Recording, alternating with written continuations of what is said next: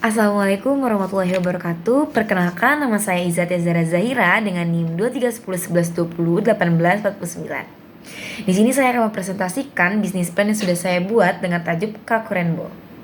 Nah, di sini itu ada 3 pembahasan. Yang pertama itu ada pendahuluan, kedua ada isi, dan terakhir ada penutup. Nah, di sini saya akan menjelaskan terlebih dahulu isi masing-masing dalam ketiga pembahasan tersebut.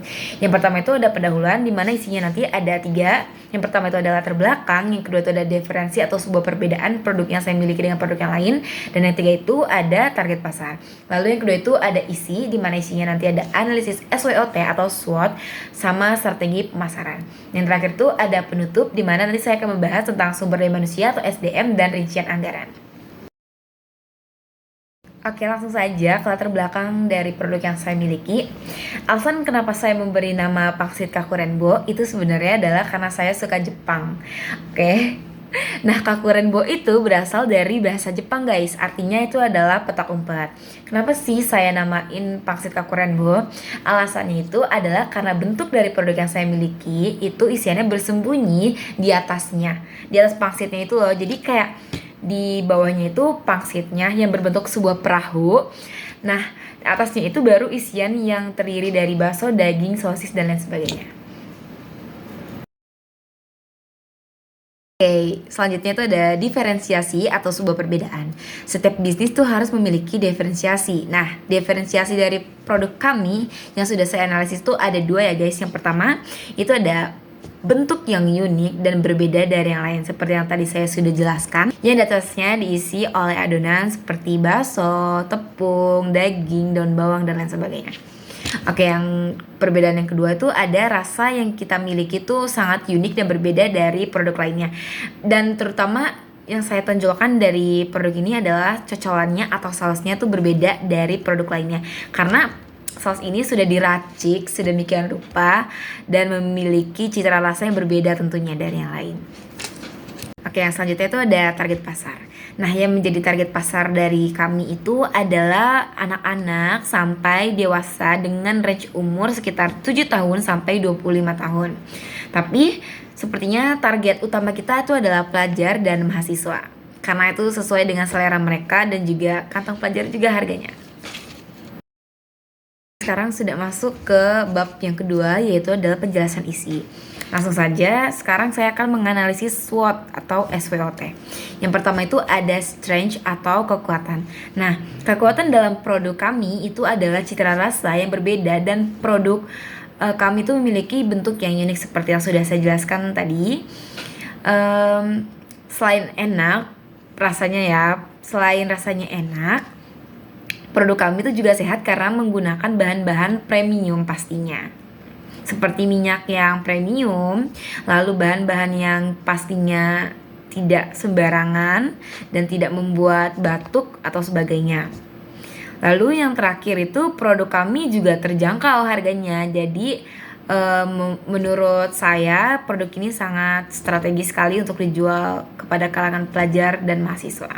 Karena rasanya enak, bentuknya unik, lalu juga harganya ramah dengan kantong pelajar alias murah. Oke, yang ketiga itu ada opportunity atau peluang. Nah, peluang pertama itu adalah bahan baku yang sangat mudah ditemukan di pasaran seperti daun bawang, bakso, sosis, kulit pangsit, dan lain sebagainya. Lalu yang kedua adalah karena produk kami ini jarang banget ditemuin, jadi peluang yang sangat besar untuk kita adalah jarang sekali saingan. Jadi yang terakhir itu ada threat atau ancaman.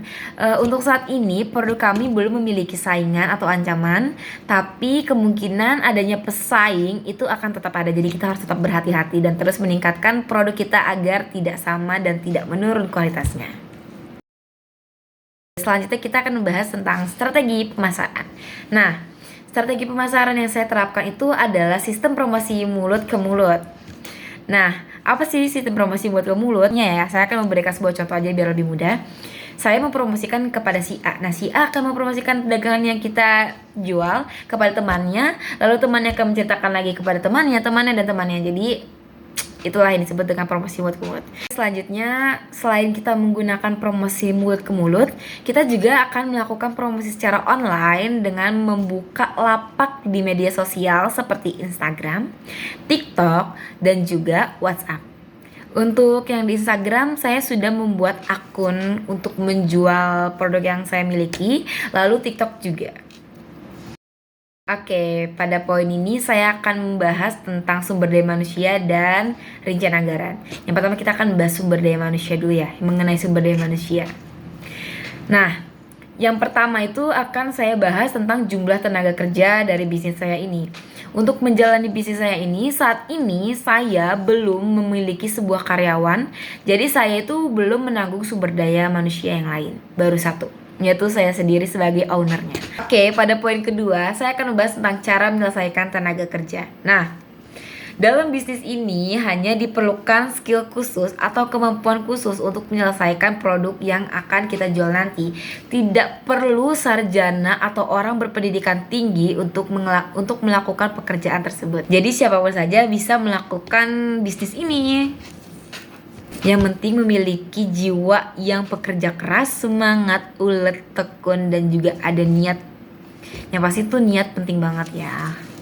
Ini pembahasan terakhir yaitu adalah rincian anggaran. Kalian lihat sendiri ya di atas ini. Di situ saya sudah mencantumkan biaya tetap, biaya variabel, sama biaya overhead atau BOP. Segitu saja presentasi bisnis plan yang saya miliki. Kurang lebihnya mohon dimaafkan, karena kesempurnaan hanya milik Tuhan Yang Maha Esa. Wassalamualaikum warahmatullahi wabarakatuh.